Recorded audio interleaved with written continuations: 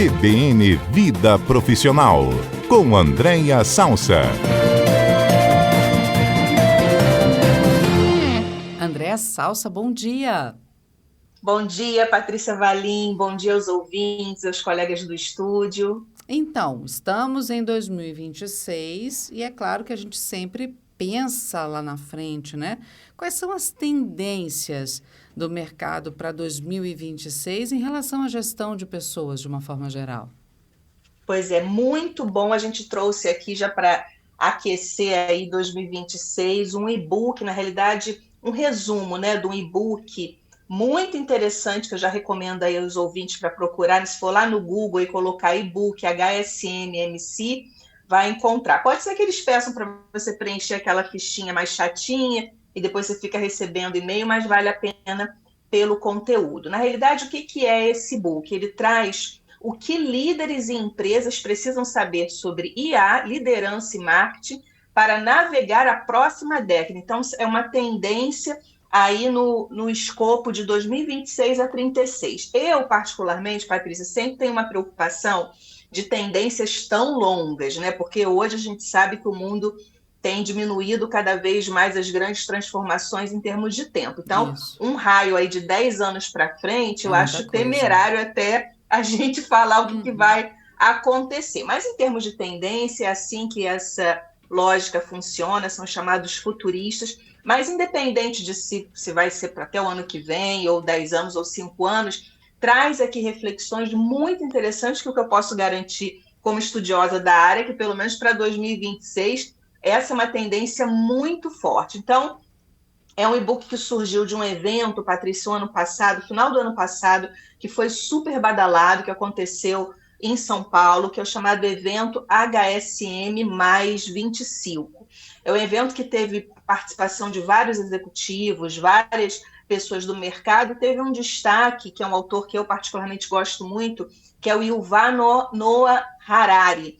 Ele tem vários best-sellers, inclusive eu li o ano passado um livro dele bárbaro, 21 lições para o século XXI, que eu já indiquei, inclusive, aqui para a nossa audiência. Então, foi um evento que teve muita repercussão e é em relação a esse evento que a gente traz aqui as grandes tendências de 2026 nessas 3 dimensões, IA, liderança e marketing.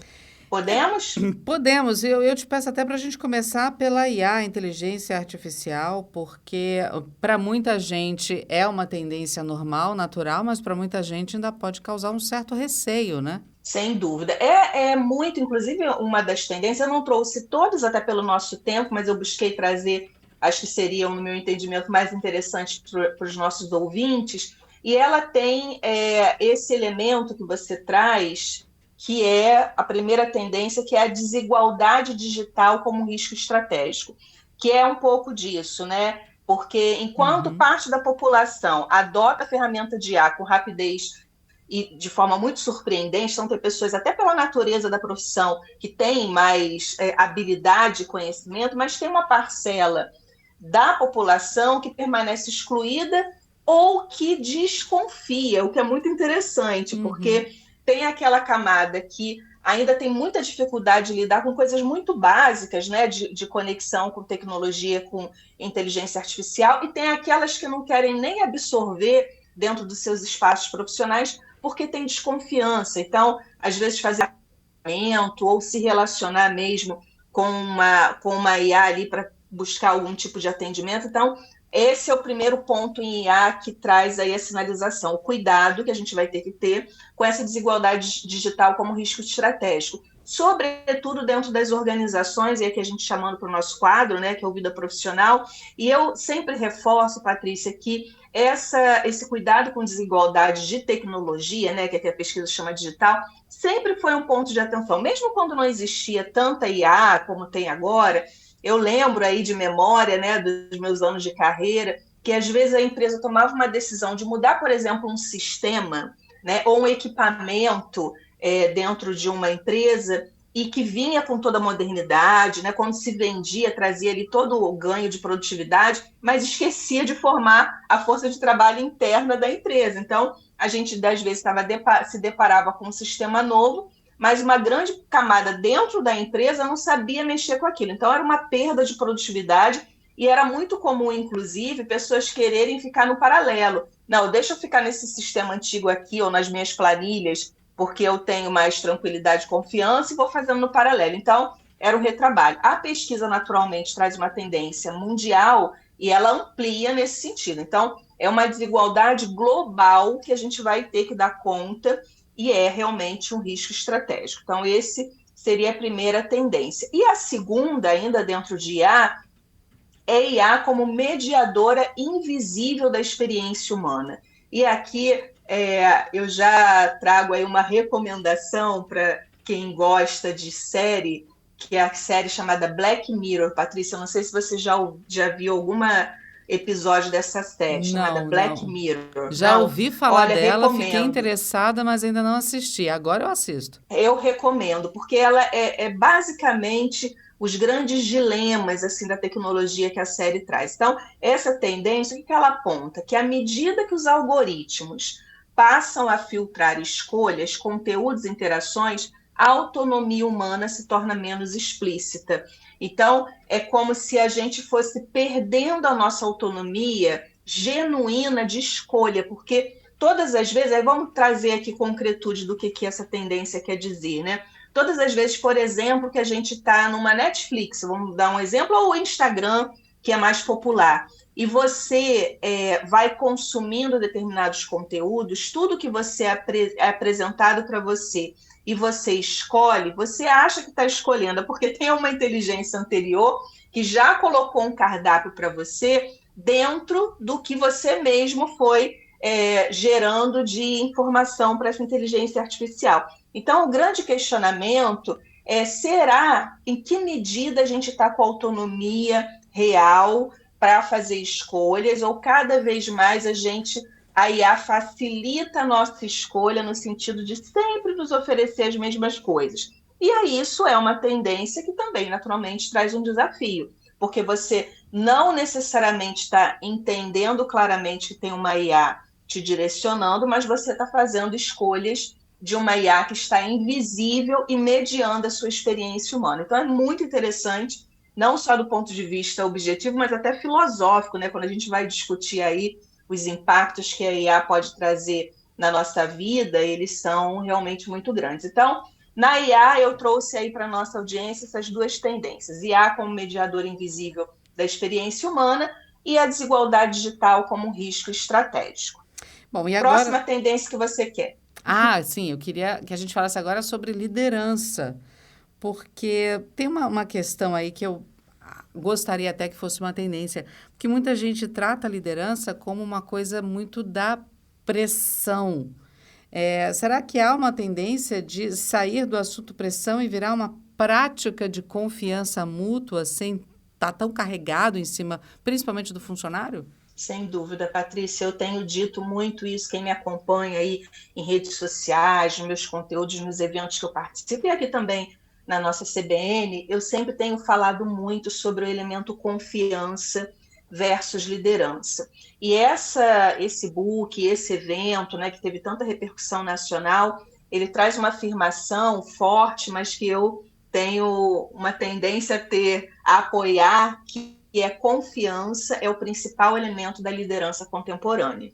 E aí ela diz o seguinte, que não se trata apenas de relações interpessoais, mas de permitir que as equipes assumam responsabilidades, tomem decisões e inovem sem medo de errar. Então, é uma relação, para além de uma relação agradável, diplomática, que é sempre muito positiva com a nossa liderança, mas a gente está falando de confiança mesmo. Eu confio na minha liderança, confio ao ponto de, se eu errar, eu vou ter ali, não celebrar, né, o erro, mas a tranquilidade de compartilhar, porque estamos todos num mundo de grandes desafios, e se eu não tenho um espaço livre, né, para poder tomar as minhas decisões e assumir minhas responsabilidades, dividir os meus erros, fica muito difícil. E tem um elemento, e isso é uma tendência, de novo, né, mundial, global, que eles apontam aí na pesquisa, né, e no e-book. Mas eu queria trazer adicionalmente, também fazer uma recomendação, assim como eu fiz do Black Mirror da série, é que os nossos ouvintes que se interessam por essa temática comecem a pesquisar um nome chamado Felipe Nunes. Felipe Nunes é um diretor do Instituto de Pesquisa Quest, e aí Quest se escreve Quaest, mas se fala Quest, em que ele fez uma pesquisa profunda, séria, muito interessante. Patrícia, ele tem sido chamado para vários programas, inclusive o último acho que foi Roda Viva, mas também já teve na Conversa com Bial e muitos outros, tá? A pesquisa dele é sobre o comportamento, aí ele faz um foco no Brasil. E olha que interessante, ele trouxe que o Brasil ele está vivendo uma crise de confiança interpessoal. E não está falando só do ambiente profissional, não. Nas nossas relações do dia a dia. Nós estamos, infelizmente, muito desconfiados entre nós, né? Então, e o único elemento que a pesquisa aponta, que a gente ainda confia, é na família. E ele aponta isso como um dilema para fechar negócios e construir instituições mais fortes no Brasil. E aí, quando a gente junta essa pesquisa do Felipe e essa tendência da HSM de que liderança tem que ter uma prática de confiança, mais ainda no Brasil, porque nós estamos vivendo um dilema social de crise de relação interpessoal. Então, para alguém que está assumindo uma liderança ou que já é líder, aposte no desenvolvimento dessa relação de confiança, porque isso está se tornando, inclusive, um grande ativo valioso de manutenção, de engajamento e de remuneração, né, para quem é líder e que tem a prática de confiança. E como desdobramento disso, eu trouxe a segunda tendência, que é a redução de atritos humanos como competência central de um líder. Então, você imagina, além do líder, né, ter que ter essa prática de confiança, ele vai ali o que o e-book chama do líder que tem, acima de tudo, ele é um redutor de atritos, porque grande parte da perda de produtividade nas empresas brasileiras não tem origem técnica, mas relacional. Então, a gente chama de custo de transação humana, que é a energia perdida em mal entendidos, conflitos mal resolvidos, processos burocráticos, ruídos entre áreas, e a gente sabe, né, Patrícia, que está no dia a dia profissional, que isso é muito mais comum do que a gente imagina, que são problemas de produtividade não sendo causados porque as pessoas não têm competência técnica, mas porque elas não estão se relacionando bem. E aí entra, de forma muito contundente, a presença do líder fazendo essa mediação que a gente chama de redutor de atrito. Eu trouxe essas duas tendências, a liderança como prática de confiança e a redução de atritos humanos como competência central, e eu entendo que elas estão intrinsecamente relacionadas aí em termos de tendência mesmo, né? Bom, vamos então para um último tópico? Vamos para marketing, que também é muito interessante, que ela traz duas visões e que também esbarram, não tem como, no aspecto de liderança também, mas que o primeiro é relevância supera atenção. Olha que interessante. Ela diz que o tempo de medir sucesso por alcance está acabando.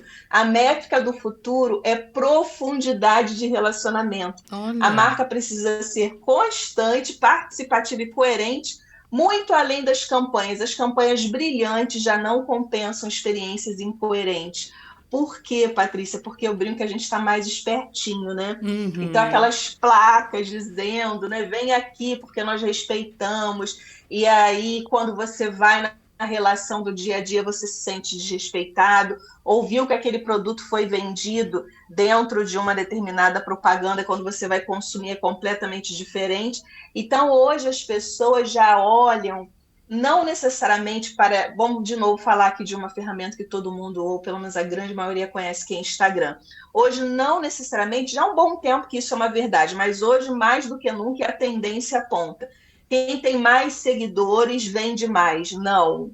Você pode ter atenção, mas relevância é outra coisa, né? Você pode ter atenção da tua audiência, mas você ser relevante ao ponto de ser consumido é outra coisa. Então, isso é muito importante para os nossos ouvintes aqui que têm negócios, né, que têm, enfim, produtos a serem oferecidos, que isso é um ponto de atenção para a gente ficar realmente de olho, porque o comportamento do consumidor está se alterando fortemente, porque experiências incoerentes têm custado muito fortemente para as marcas. E, por último, a emoção que complementa com essa primeira tendência, que é a emoção como diferencial competitivo.